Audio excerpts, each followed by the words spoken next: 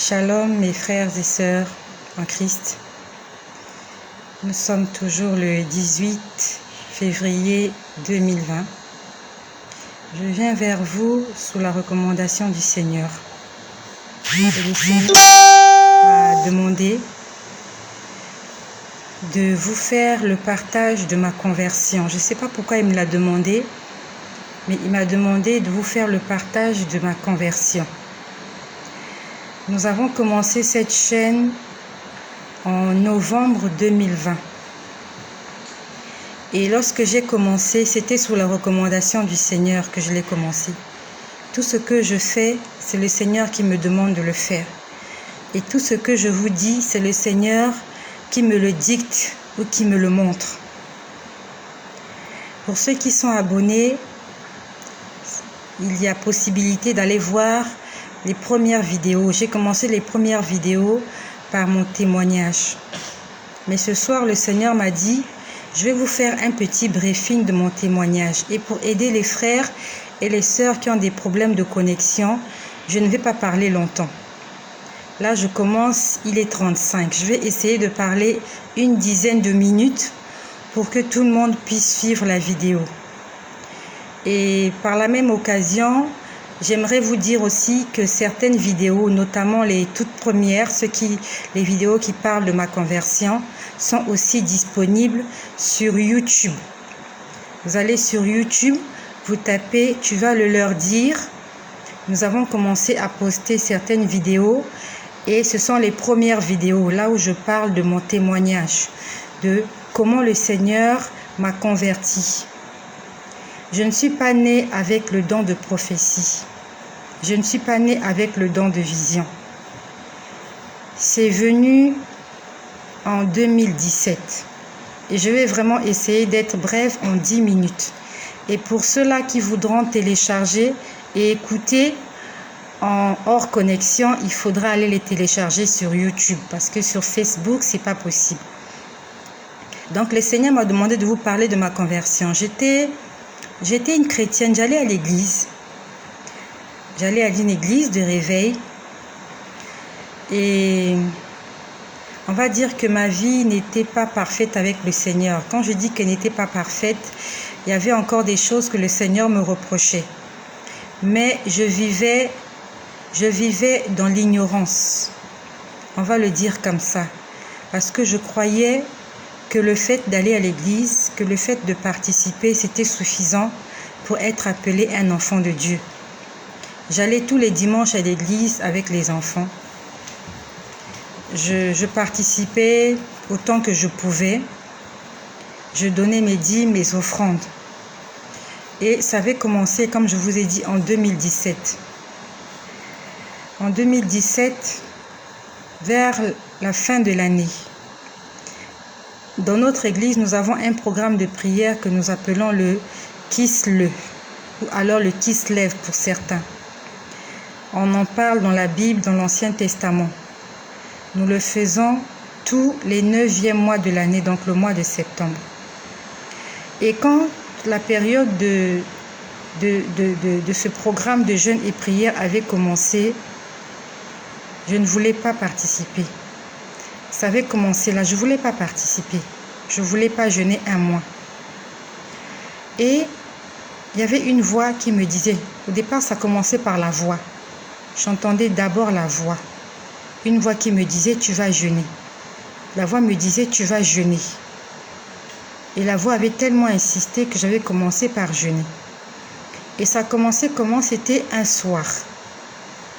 C'est pour te dire, toi qui m'écoutes, que la mort peut survenir d'une minute à une autre. D'une minute à l'autre, tu peux te retrouver basculer de l'autre côté et tu te rendras compte que c'est terminé. Et tu ne pourras plus rien faire et personne ne pourra plus rien faire pour toi. J'aimerais te dire que si tu veux servir Dieu, tu dois le faire de ton vivant, pendant que tu es encore en vie. Après la mort, il n'y a plus rien à faire. Donc ce soir-là, j'étais allée me coucher. C'est le Seigneur qui m'a demandé de vous le dire parce qu'il y a beaucoup de gens qui n'ont pas entendu mon témoignage. Vous venez sur ce site, vous entendez des prophéties, mais vous ne savez pas la genèse, comment ça a commencé. Donc ce soir-là, je vais m'endormir comme toutes les nuits. Et je ne sais même plus si j'avais prié avant de dormir ou pas. Je ne me rappelle même plus. Et je me suis endormie. Le problème est que quand je me suis endormie, je ne sais pas vous expliquer ce qui s'est passé. Mais je me suis retrouvée dans un endroit ténébreux. Ténébreux. Quand je dis ténébreux, c'est ténébreux. C'était dans les ténèbres. J'étais dans les ténèbres. Je ne voyais aucune lumière. Tout était obscur. Il n'y avait aucune ombre. Et j'étais dans cet endroit suspendu dans les airs. Quand je dis suspendu dans les airs, mes pieds ne touchaient pas le sol. Je ne sais pas comment j'ai fait pour me retrouver dans cet endroit. La minute d'avant, j'étais sur mon lit. Et la minute d'après, j'étais dans cet endroit. Je n'ai jamais vu un endroit aussi ténébreux que celui-là. J'étais juste là. Mes pieds ne touchaient pas le sol. Et j'entendais des bruits. J'entendais des bruits dans cet endroit. C'était des bruits,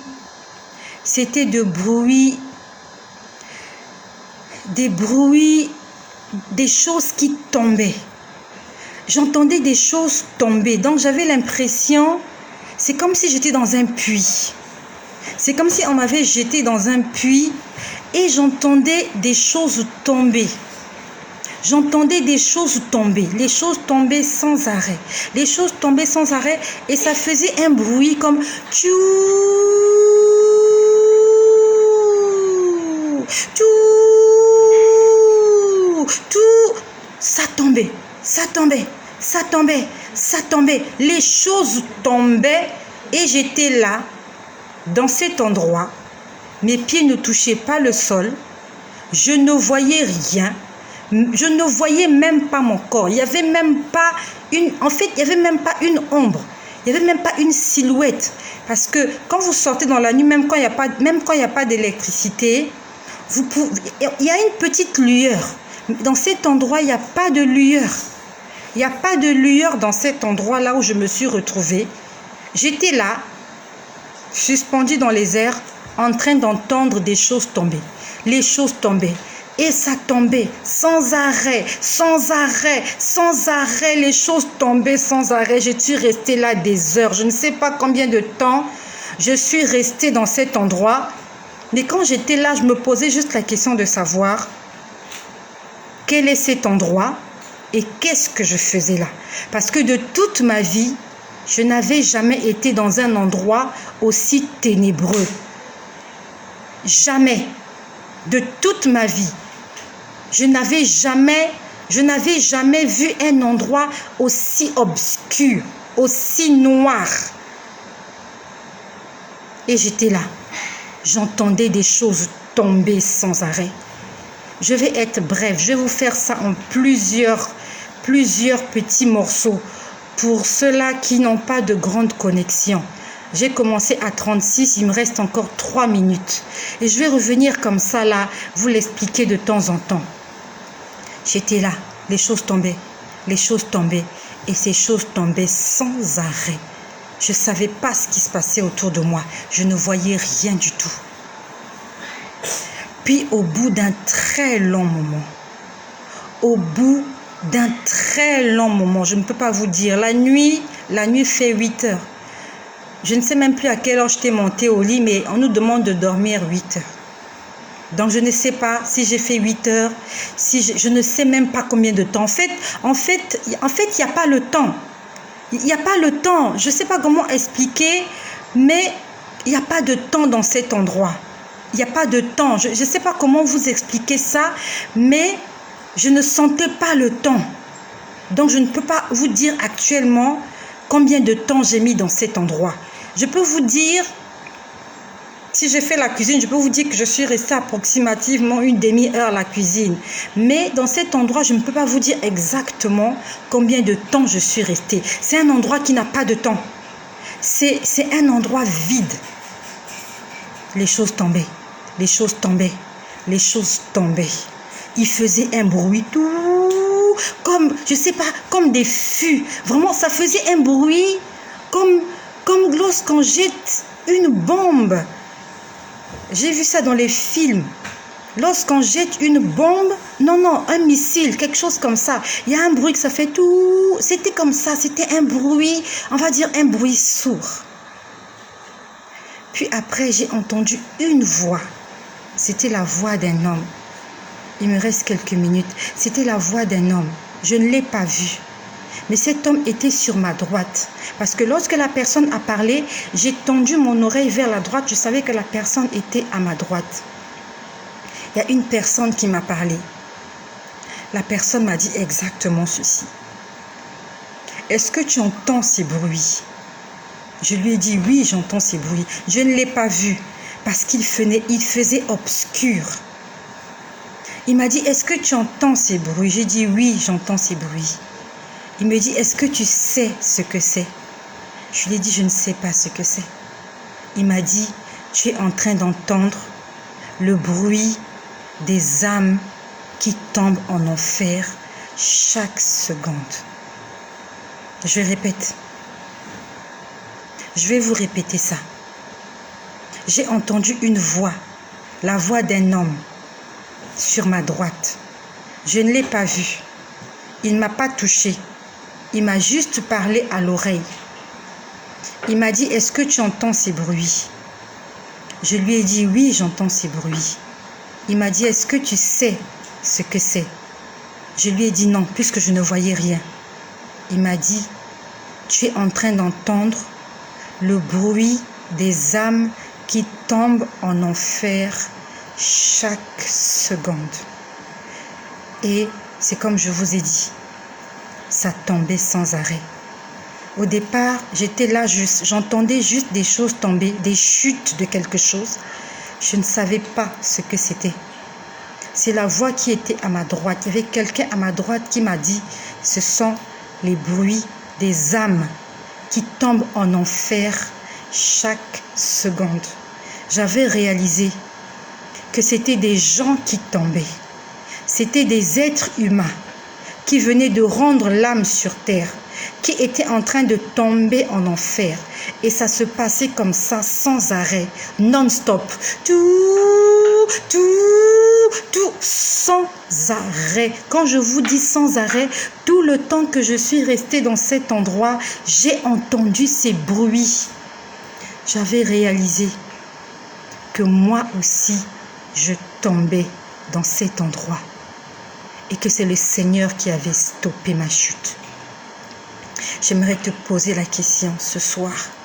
Si tu te retrouves de l'autre côté, est-ce que tu vas tomber dans cet endroit? Ou alors c'est un ange qui viendra te chercher? Parce que moi j'étais chrétienne, j'allais à l'église, je donnais mes offrandes, je donnais mes dîmes, je jeûnais, je lisais ma Bible, je priais. Mais ce soir-là, j'étais tombée en enfer. Je vais revenir vers vous pour la suite de mon témoignage. Soyez bénis et surtout réfléchissez à la vie après la mort.